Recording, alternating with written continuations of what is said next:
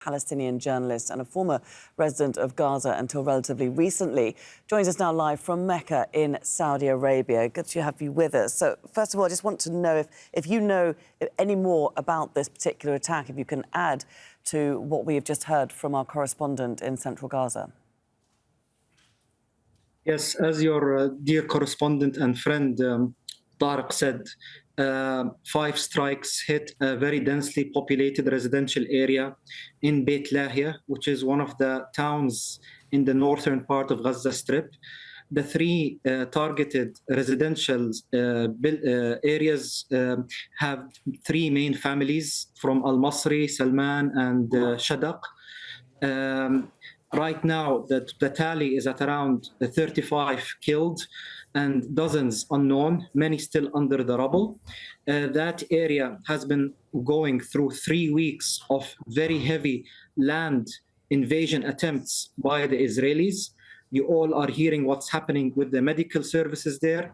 You all are hearing what has happened with the implementation of the general's plan, which is trying to eradicate the presence of Palestinians in the north of Gaza Strip in order to eliminate any kind of Palestinian presence there and push them further south in order to create a buffer zone for the Israelis and then to create settlements there.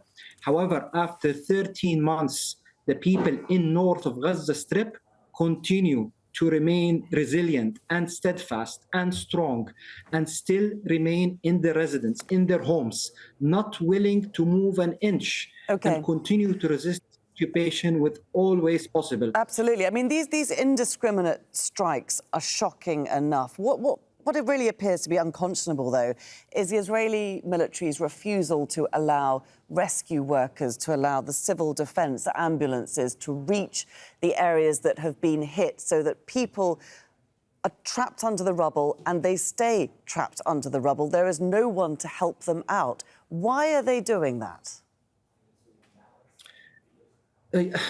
You're right. I mean, right now, that area, the residents of that area are calling on each other, their neighbors, civilians like them to help and get the people out from under the rubble.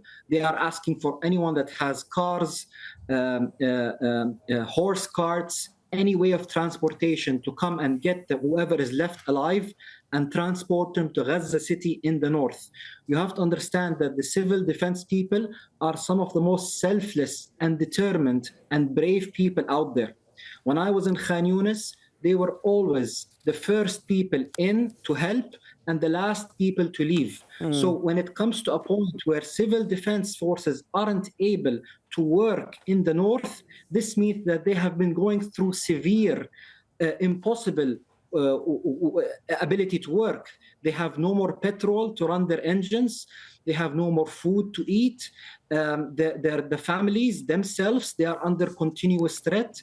They must be going under severe pressure to stop what they are doing in terms of humanitarian aid to the people there. What it means is that the Israelis, this government continues, like I said before, to implement what we call the general's plan. They want to eradicate any kind of Palestinian presence on the ground and any kind of civil or health workers or civil defense workers that can help the people. They want them to stop so that the people will feel helpless and leave. But the people in Gaza in the north are determined to stay where they are. We have to leave it there. Thank you for taking the time to join us as we see that death toll from the latest Israeli strike in the north of Gaza rise to more than 35 people killed in Beit Lahia. Mansour, thank you. Thank you.